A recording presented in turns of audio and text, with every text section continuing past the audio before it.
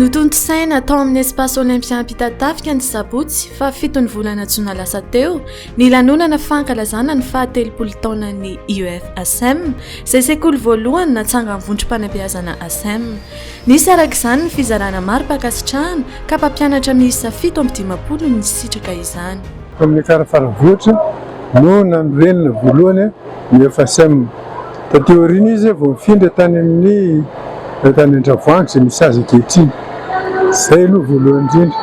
Ny foto-kevitra dia hoe hanorina sekoly azona mitazona ankizy araka ny foto-kevitry ny SM izay miorina amin'ny zavatra anankiroa lehibe dia ny fampitana fahalalana amin'ny fomba mahomby arak'izay tratra ary fampitana ihany koa famolavolana toe-tsaina mba tonga ny tanora malagasy olom-banona manana tanjona mazava eo amin'ny fiainana, olona mahay manaja tena mahay manaja ny hafa, izay rehefa mety ho toe-tsaina malagasy sy maha-kristianina ny kristianina zany no anabeazana ankizy ao amin'ny UFASM na ao amin'ny ASM amin'ny ankapobeny.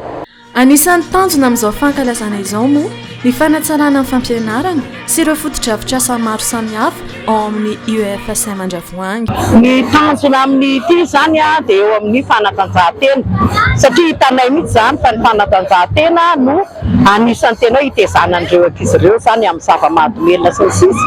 Anisan'ny zavatra tiany zany dia hoe amboarina ny terrain de basket, ampiana ny baolina, ampiana ny ao zany équipement amin'io zany ny tena hoe tanjonay. Ao koa moa ny mpampianatra mba hoe mba te hiaraka hiala voly dia hoe asiana kely mba hirahan'ny mpampianatra miala voly. Nahafinaritra sy nahafapo tokoa ny lanonana raha nambaran'ireo mpianatra sy ray aman-dreniny hanatrika izany. Mariana moa fa fotoana iray natokan'ireo mpianatra sy mpanabe alana voly ihany koa ity fankalazana ity. Nahafinaritra izy fa sady afapo hoe na eo amin'ny fampianarana raha mahafapo tsara mihitsy. Nahafinaritra ny androany tena hoe azo atao hoe tsisy kianina, voky tsara, fandraisana nafinaritra. Zany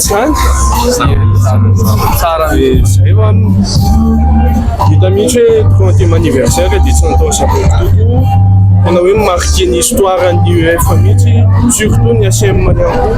Zana fa telopolo ny mijoroa ny UFASM dia marque iray lehibe teo amin'izay ezaka ny fanabeazana sy fampianarana teo anivon'ny vondrom-panabeazana ASM zay dia mendrika tena mendrika ny zava-bitany Andriamatoratra ny William tamin'ny resaka fanabeazana sy fampianarana dia mirary soa azy atranty amin'izay atao hoe ezaka izay ataony amin'ny atao hoe fanabeazana sy fampianarana eto Madagasikara mihitsy satria eo anivon'ny vondrom-panabeazana irery any. Mahakasika amin'ny fampianarana kosa dia manana ny paikady manokana ireo mpampianatra ao amin'ny UFASM amin'izao akatoky ny fanadina-mpanjakana izao. Ny ASM aloha zany dia anisan'ny tena mbola betsaka ny mpianatra ny matokony ASM amin'ny matokiny ASM dia tokony tena anao ianao. Za zao sady mpampianatra ao amin'ny koro ASM Analakely dia mampianatra ao amin'ny UFASM Andravoahangy dia hitako hoe mbola hafa ihany ny ASM raha samy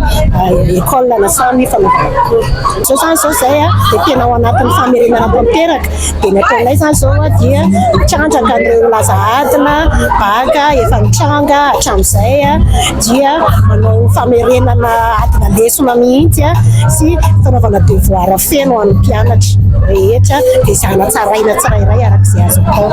Zao fa telopolo taona ny UFASM zao dia mifeno amamiana ny fiainan'ny mpianatra ny ASM, mifeno amamiana ny fiainan'ny mpampianatra sy ny mpiara-miasa rehetra ny ASM.